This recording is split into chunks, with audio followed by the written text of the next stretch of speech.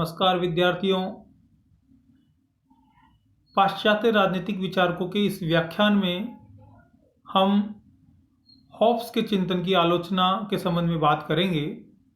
पिछले व्याख्यान में हमने मानव प्रकृति और प्राकृतिक अवस्था के संबंध में चित्रण किया था और हॉब्स के वैज्ञानिक भौतिकतावादी विचारों पर प्रकाश डाला था।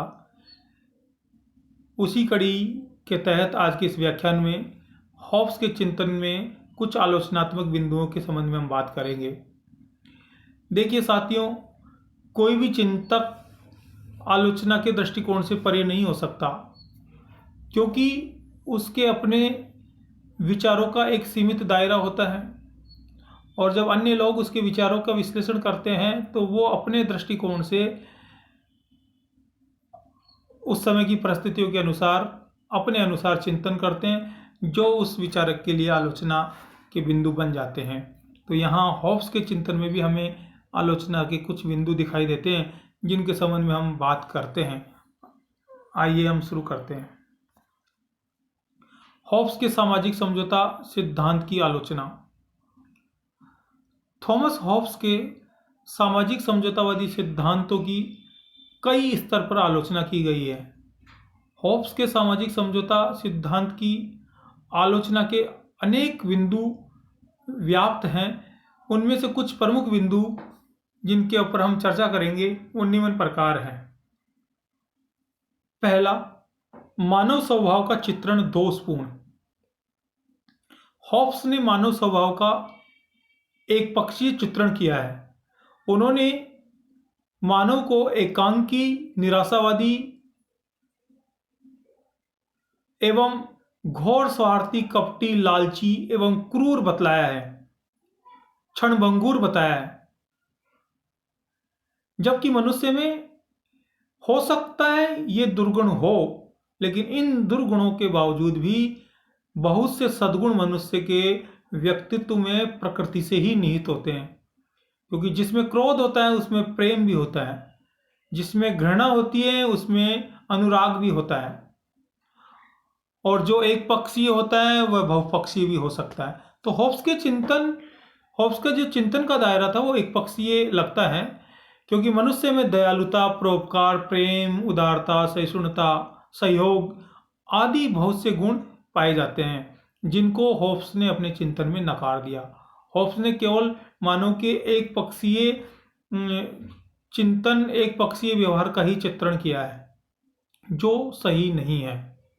दूसरा, प्राकृतिक अवस्था अस्वाभाविक। हॉब्स द्वारा बताई गई प्राकृतिक अवस्था अस्वाभाविक, अनैतिहासिक एवं असत्य प्रतीत होती है। जहां प्राकृतिक अवस्था में मनुष्य एकांकी, हिंसक, कपटी एवं धूर्त था। हॉब्स स्वयं कहता है कि प्राकृतिक अवस्था में मनुष्य एकांकी, हिंसक, कपटी एवं धूर्त है।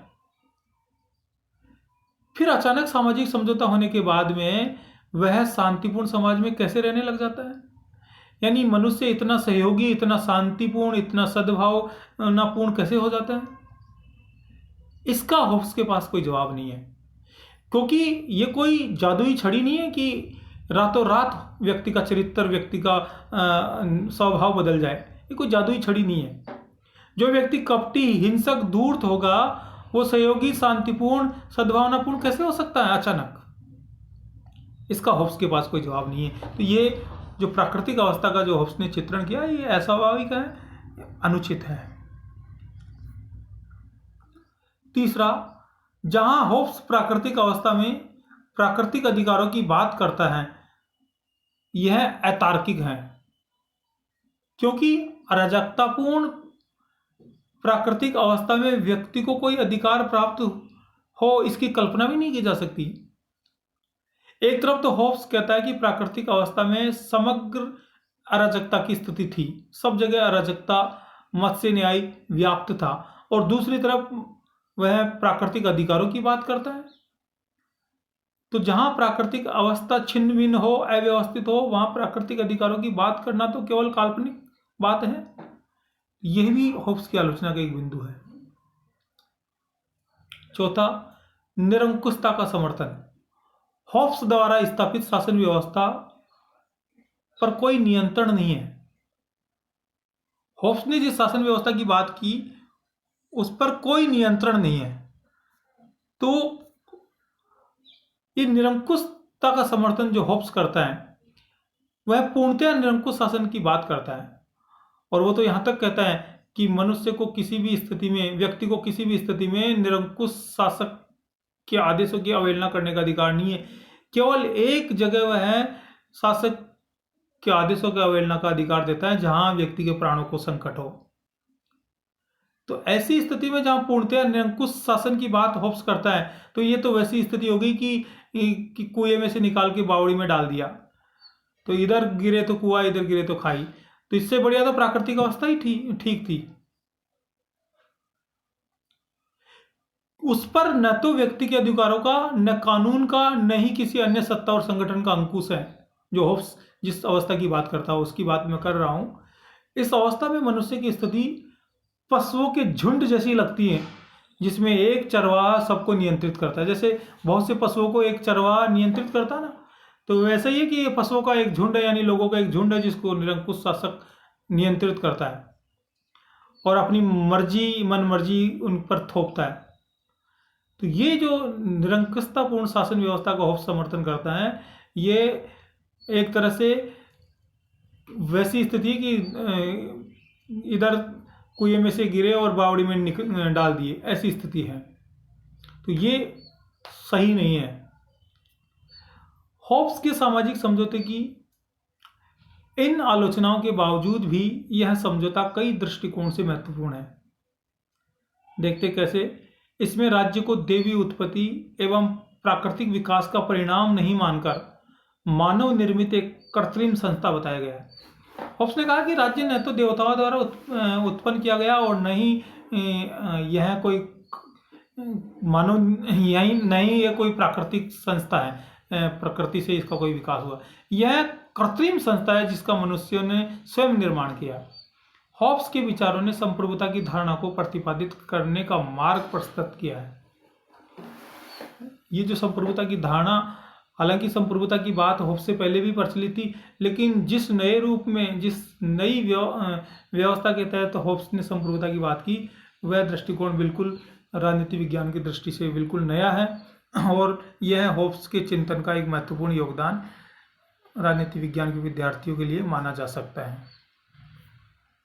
राजनीतिक चिंतन में होब्स का योगदान। होब्स राजनीति शास्त्र की विस्तृत एवं व्यवस्थित अध्ययन पद्धति का निर्माण करने वाला प्रथम ब्रिटिश विचारक है। होब्स सर्वोपरि राज्य सत्ता का समर्थक रहा है। उसने धर्म और राजनीति को न केवल पृथक किया अपितु धर्म को राजनीति के अधीन भी बतलाया है। धर्म को राजनीति के अधीन बतलाया है, ध्यान रखिए आप। होब्स द्वारा प्रतिपादित व्यक्तिवादी विचार उसकी महान देन है। उसने व्यक्ति के कल्याण और सुरक्षा को साध्य घोषित किया है। उसने राज्य को निरंकुश अधिकार इसी दृष्टि से दिए हैं कि वह समाज में शांति स्थापित करे और व्यक्तियों के जीवन और संपत्ति की सुरक्षा करे। ये जो उन्होंने निरंकुश शासन तंत्र की बात की है, तो यह कई दृष्टिकोण से सही भी है, क्योंकि निरंकुश शासन तंत्र में संपत्ति और जीवन की सुरक्षा ज़्यादा अच्छे से हो सकती है। थॉमस होब्स ने संप्रभुता को उन अयोग्यताओं से पूर्णतया मुक्त कर दिया जिन्हें बोंदा ने आवश्यक रूप से अपने सिद्धांतों में बनाए रखा था।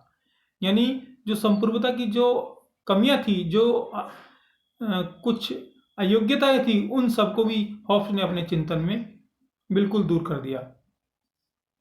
तो इस प्रकार जॉन लेयर्ड कहते हैं कि होब्स प्रतिभा संपन्न मनोवैज्ञानिक, उत्कृष्ट तत्वज्ञानी, प्रसिद्ध राजनीतिक चिंतक एवं एक ऐसा नैतिकतावादी विचारक हैं जिसे ब्रिटेन के आचार शास्त्र का जनक भी कहा जा सकता है। तो कुल मिलाके इन सब दृष्टिकोणों से अगर हम अध्ययन करते हैं तो होब्स के चिंतन में कई सकारात्मक बिंदु भी हमें देखने को मिलते हैं। इसके साथ ही जो राज्य उत्पत्ति के 6 सिद्धांत है, उनमें से एक मुख्य सिद्धांत सामाजिक समझौतावादी सिद्धांत, इसका अग्रणी विचारक भी थॉमस होब्स हैं। इसके बाद में 2 अन्य विचारक और आए जिन्होंने सामाजिक समझौतावादी चिंतन का समर्थन सामाजिक समझौतावादी विचार का समर्थन किया वो थे एक तो जॉन लॉक और एक रूसो, जीन जैक्स रूसो। लेकिन हॉब्स उनमें प्रथम विचारक हैं। तो हॉब्स का चिंतन कई दृष्टिकोण से महत्वपूर्ण है और विशेषकर राजनीति विज्ञान के विद्यार्थियों के लिए और प्राध्यापकों के लिए बहुत महत्वपूर्ण टॉपिक है। इसको आपको विस्तृत रूप से समझना होगा। आप लोगों ने मेरी बात ध्यान से सुना, इसके लिए आपको बहुत धन्यवाद। इससे आगे की बात हम अगले व्याख्यान में करेंगे और अगले व्याख्यान में हम दूसरे सामाजिक समझौतावादी विचारक जॉन लॉक के चिंतन के संबंध में बात करेंगे। आइए एक बार आप सभी लोगों को पुनः धन्यवाद।